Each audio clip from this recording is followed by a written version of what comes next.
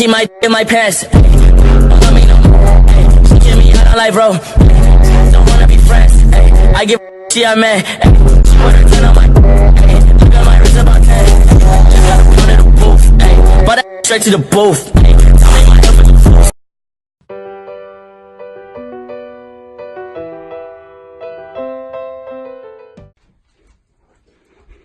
Kevin, why did our accounting branch struggle so much last semester? Why, Kevin? I thought I was doing my job, but look what I can do. Wait, Kevin, what's on your screen? That's SOHCAHTOA. Oh yeah, sine of A is 15 over 25 because sine is opposite leg over hypotenuse. Look at that, Kevin. Wow. Look at that. Cosine equals adjacent leg over hypotenuse. So cosine of A would equal adjacent leg, which being x, and hypotenuse, which is 25. So it would be x over 25. Get it, Kevin? Yeah, I get it. Lastly, tangent is opposite leg over adjacent leg. So tangent of A would be 15 over x. You get it now, Kevin? Yeah, now I know how to do my job. Michael, it's activity day. You know what that means? I came prepared. It's time to play. Here's the frisbee, Kevin. Kevin, throw it!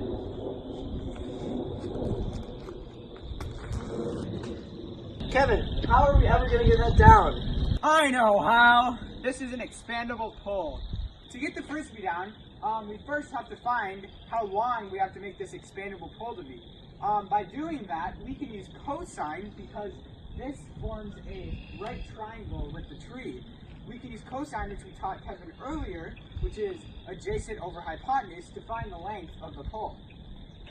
I know that the height from the frisbee to the ground is 8 feet, and the angle the pole makes with the tree is 70 degrees. So, by using cosine, which is adjacent over hypotenuse, we can calculate how long the pole needs to be to get the frisbee down.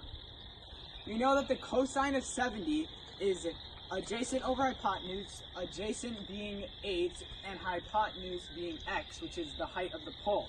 So, when we solve for cosine of 70, we get 0.342. And then, to get the height of the pole, we do 8 divided by the cosine of 70, being 0.342, to get 23.39 for the height of our pole. We now know the pole has to be 23 feet long to get the frisbee out. So, I need to expand it to 23 feet high. Kevin says hurry up. Yay!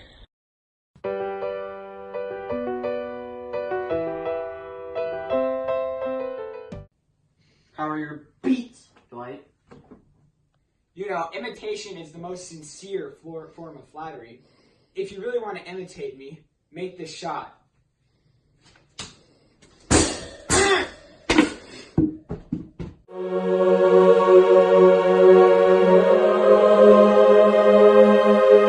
Easy. All I have to use is the angle of elevation. I know the angle from the table to the top of the trash can is 20 degrees. Also, I know the height of the trash can is 6 inches, so I want to find how far I have to throw this ball. So, with these measurements, I have to set up an equation. The equation would be tangent 20 equals 6 over x. Then, I have to isolate the variable by multiplying both sides by x and divide both sides by tangent 20. And if you simplify that and you put that into a calculator, it would be x equals 6 over tangent 20, and you get x equals 16.48 inches.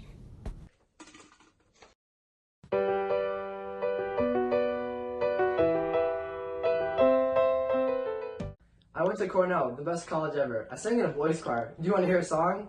I'm good. You know what? I think I need another pennant for my wall. Yes, I do, but here's the problem. I need to find one more angle to see if it fits on my wall. Alright, let me help. Okay, so here's what I have. Oh, this is easy. All I have to use is a lot of sines. Using the law of sines, we know sine 50 over 7 is equal to sine c over 8. First, we have to multiply both sides by 8 in order to isolate the variable. Now that we have c alone, then we should solve. We find sine 50 to equal about 0.76. Then we multiply that by 8, and then soon after divide by 7. Then we'll plug that number into inverse sine because we want to find the angle we'll put into our final answer. At the very ending, we will find our final answer to be about 61.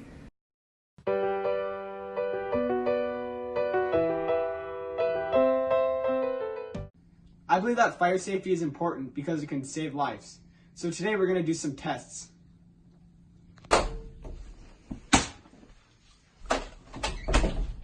Anyone smell any smoke? No. Oh my gosh, it's happening! It's happening!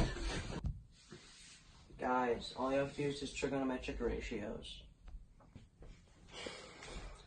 Guys and girls, we know the distance from the top of the ladder to the floor is 10 feet. So from the bottom of the ladder to the wall is about 15 feet.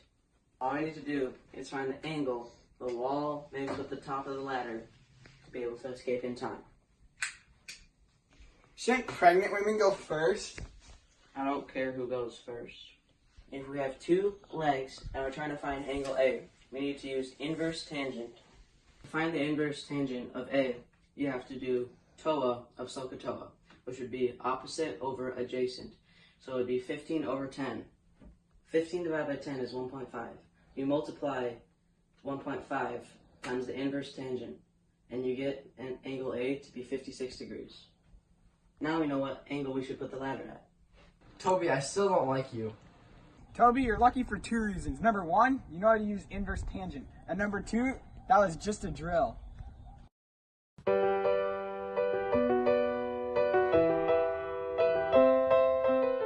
Now that we have finally left Dunder Mifflin, we can finally start the Michael Scott Paper Company. I know, that's why we're here.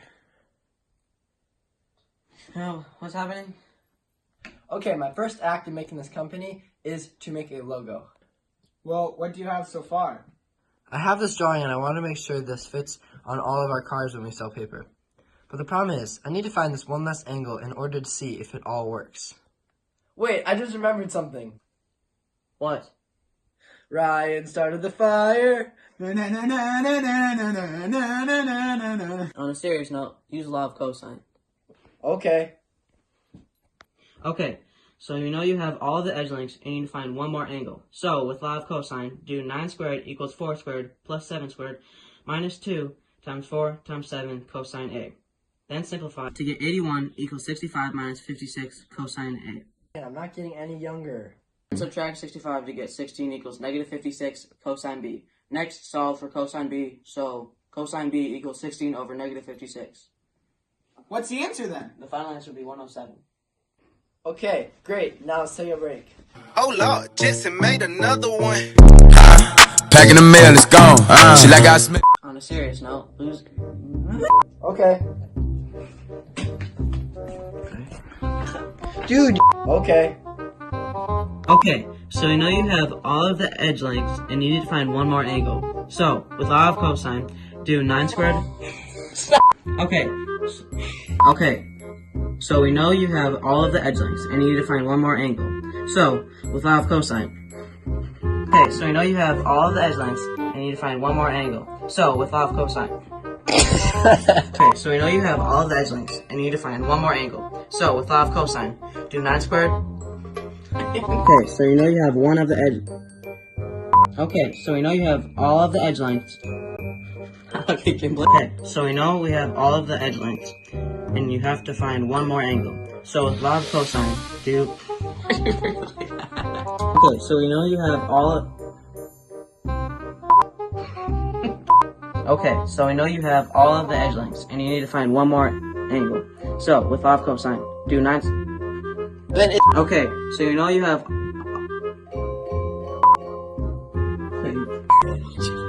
Okay, so we know you have all of the edge lengths, and you need to find one more angle. So, with law of... Do 9 squared equals 4 squared plus 7 squared minus 2 times 4 times 7 cosine A. Then simplify to get 81 equals 65. Now you have all of the edge lengths, and you need to find one more angle. So, with law of cosine... You guys are so bad. Okay.